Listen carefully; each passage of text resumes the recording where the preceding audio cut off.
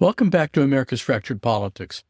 Donald Trump has shown again and again that he views the Constitution not as the foundation of our democracy, but as an inconvenience to be brushed aside.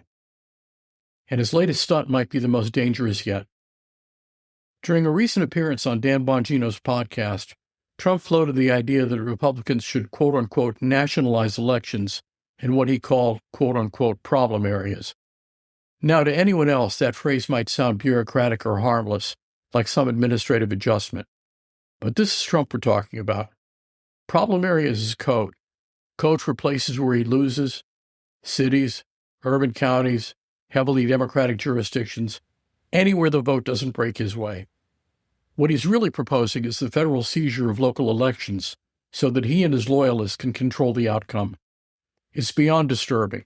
It strikes at the heart of what our country is built on. Here's the truth. The President of the United States, any president, has zero authority to control elections. None. The founders specifically made sure of that. They wanted to guarantee that no single man could ever dictate how Americans vote or how their votes are counted. So they gave that power to the states.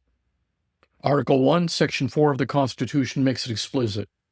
The times, places, and manner of holding elections are determined by the state legislatures, subject to oversight by Congress if necessary. The president's role in all of this? Nothing. Zilch. It's not in the job description. To them, the idea that a president could take over elections would have been unthinkable. This is the very scenario they were trying to prevent. But Trump sees things differently. He looks at the apparatus of government as something to weaponize. He's not interested in governance. He's interested in control. Every time he loses, he claims the process was corrupted. Every time he wins, suddenly everything's fair and square. His millions of followers, the ones who have drunk the Kool-Aid, lap it up. They've come to believe that any system that doesn't serve Trump personally must be rigged.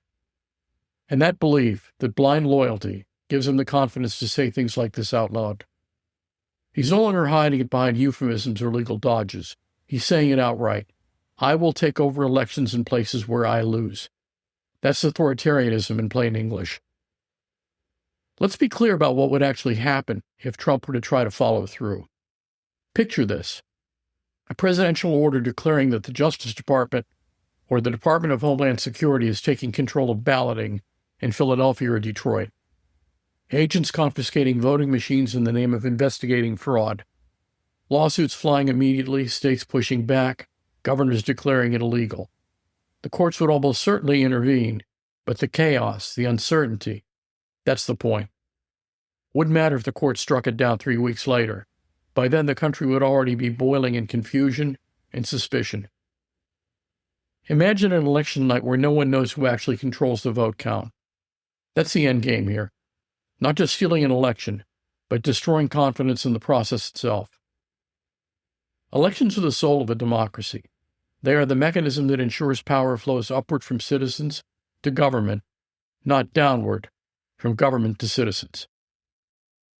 State control over elections isn't a quirk of legal design. It's a shield against centralized tyranny. Once you tear that apart, once you allow the executive branch to decide which votes count and which don't, you no longer have a democracy. You have a system where your rights depend on your loyalty to one man. Trump's proposal, if taken literally, would mean that Republicans could override the voters of any area they call problematic. It's not just illegal. It's a blueprint for installing a dictator through administrative means. Now, I know that some people will say, they'll argue, oh, he's just mouthing off. He doesn't mean it. Really? We've said that before, haven't we? We've said it after he called on Russia to find Hillary's emails. We said it after he told the Proud Boys to stand by. We said it during the 2020 campaign when he refused to commit to a peaceful transfer of power. And we said it even as his supporters were battering down the doors of the Capitol. Everything with Trump starts as talk. Then it turns into a rally chant. Then it becomes a policy. His ideas are never idle threats. They are trial balloons. He says it on a podcast today so that it's policy tomorrow. No credible legal scholar, none, would endorse the idea that a president can take over state elections. The barriers are immense. The opposition from governors and legislatures would be fierce. The courts would block it at every turn. But here's the chilling part. Trump doesn't care about legality. He's not operating in the same system the rest of us are. To him, legality is something that can be delayed, fought, or ignored long enough to achieve his goal. He's been doing it all his life. All he needs is an interim period of chaos, time to sow doubt, defeat his narrative that democracy is broken without him. That's what January 6th was about, and that's what this new scheme is about too. It's the same story, just scaled bigger. Let's not forget, Trump already attempted to weaponize the federal government against election results. He tried to get the Department of Justice to back his lies. He pressured state officials to change certified results. He even explored using the military to block transitions. So when he now says he'll nationalize elections, it's not an academic debate. It's an open promise to try again with more control and fewer pretenses. The man who inspired an insurrection is now suggesting that the presidency itself should have control over the counting of votes. That isn't just contempt for the Constitution. It's contempt for the concept of consent by the governed. What Trump's doing here is reframing democracy through the lens of personal loyalty. In his world, legitimacy doesn't come from votes. It comes from allegiance. He equates love of country with love of him. That's why he speaks about problem areas. That's why his followers cheer for gerrymanders and voter purges. They see democracy not as a shared institution, but as a competitive scoreboard where their side must always win. Once you make that mental leap, once you define democracy as perpetual victory for your faction, you've already lost it. You can't have self-government and authoritarianism under the same roof. Think of what nationalizing elections would actually look like. Imagine Justice Department officials showing up at a county election office in Milwaukee, demanding access to ballots. Imagine Homeland Security agents boarding up polling places in Atlanta because the president wants to ensure integrity. How long before violence breaks out? How long before people stop trusting that votes even matter anymore? The moment the president gains the power to decide which votes to count, the illusion of freedom collapses. There's no going back from that. The scary truth is that large swaths of Trump's base would welcome it. They've been told for years that the system is corrupt, that only Trump tells the truth, so when he says he's taking over elections to fix them, they'll cheer him on. That's how authoritarian movements grow. From millions of small acts of consent, from people whispering maybe he's right, from institutions not wanting to confront a demagogue head on. That's how democracy dies, slowly first and then all at once. It's also how Trump wants it to die, because what he fears most isn't prosecution or scandal, it's powerlessness. His entire persona is built on the idea that he can bend rules by sheer force of will. And when the system fights back, he seeks to destroy the system itself. Nationalizing elections would be his final test. Can the Constitution withstand a president who openly defies it? Or will it crumble under the weight of his followers' belief that he can do no wrong? But this isn't inevitable. States still hold real power. Governors, secretaries of state, election boards, they are the front line of defense. If Trump ever tries to federalize local elections, their resistance will matter. The law is firmly on their side. Courts would reinforce their authority, but they'll only be able to hold the line if we, the citizens, support them, visibly and vocally.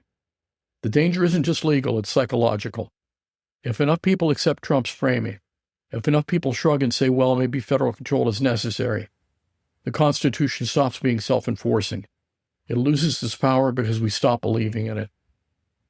This is the fight that's coming. Not a debate over ballot drop boxes or ID laws, but a fundamental question about where power begins and ends in America. For almost 250 years, it has flowed from citizens upward. Once it starts flowing downward, from a single man toward everyone else, the American experiment ends. That's what Trump is gambling on, that he can redefine democracy itself as loyalty to him. The anniversary year of the Republic, 250 years of imperfect, sometimes painful progress, could become the turning point when the system finally yields to a man who refuses to share power. So what do? We do what Americans have always done when confronted by would-be tyrants. We organize. We show up. We fight back within the system while we still can. If Trump tries to weaponize federal agencies against voters, we make noise. We take to the streets in peaceful numbers too large to ignore. We remind every Republican in Congress that supporting that power grab will taint them forever. They need to understand what's at stake, not just politics, but history. If they go along with this, they will have participated in the dismantling of the republic. And let's not pretend this is easy work. Fighting the federal government under the control of someone who no longer respects limits is no small task. It takes courage, organization, and the understanding that democracy isn't self-sustaining. It demands defenders. Those defenders aren't abstract. They're us. Every citizen who refuses to surrender to cynicism or fear becomes part of the barrier holding back authoritarianism. That's how. What makes this fight so difficult is that Trump doesn't speak in the language of law or civics. He speaks in emotion, in grievance, in masculinity. He taps into people's resentment and invites them to identify with his power. That's why phrases like nationalize the vote work. They sound decisive. They sound like action, but they're poison, because what he's really saying is, give me control over your democracy so I can save you from it. When you strip away the rhetoric, that's what it comes down to. Surrender your freedom, and I'll protect you from the results of freedom. The antidote to that is an outrage. It's civic literacy. It's reminding people what democracy actually is: messy, decentralized, and intentionally resistant to takeover. Every time someone falls for Trump's pitch, it's because they've forgotten that the inefficiency of democracy is its safeguard. It's supposed to be slow. It's supposed to have friction. It's supposed to frustrate those who crave absolute control. That's not weakness. That's design. So as this new proposal circulates, as Trump tests the authoritarian balloon, we can't shrug it off. We have to take it as seriously as we would an armed threat to the Constitution, because that's what it is in another form. He's telling us how he plans to challenge the next election. We can either call it out now, prepare and defend the system, or wait until it's too late to stop him from acting out on it. The time to react isn't after the executive order. It's now, when the idea is still forming. The good news is that democracy doesn't vanish quietly. Every attempt Trump makes to subvert it triggers equal and opposite resistance, from journalists, from lawyers, from everyday people. That's our strength. The system still belongs to us, even if it feels like it's slipping away. But it will take all of us defending it, loudly and publicly, to keep it that way. The institutions can't hold if the people behind them lose faith. This fight isn't about left or right anymore. It's about whether we still believe that power comes from consent, whether we still accept that the government answers to the people, not the other way around. Because when Trump talks about nationalizing elections, what he's really saying is that he wants to flip that flow of power. He wants to move from him downward to us. And the moment we let that happen, even once, we lose the entire logic of the republic. Everything is on the line now, not just policy differences or partisan arguments, but the entire principle of self-rule. If we fail to act, if we shrug off these warnings, we'll remember too late that autocrats don't need to seize democracy by force. They just need enough people willing to look away while they nullify it. Trump has told us what he intends to do. It's up to the rest of us to make sure he never gets the chance. This has been America's Fractured Politics. Thank you for listening in, and thank you above all for keeping up the fight.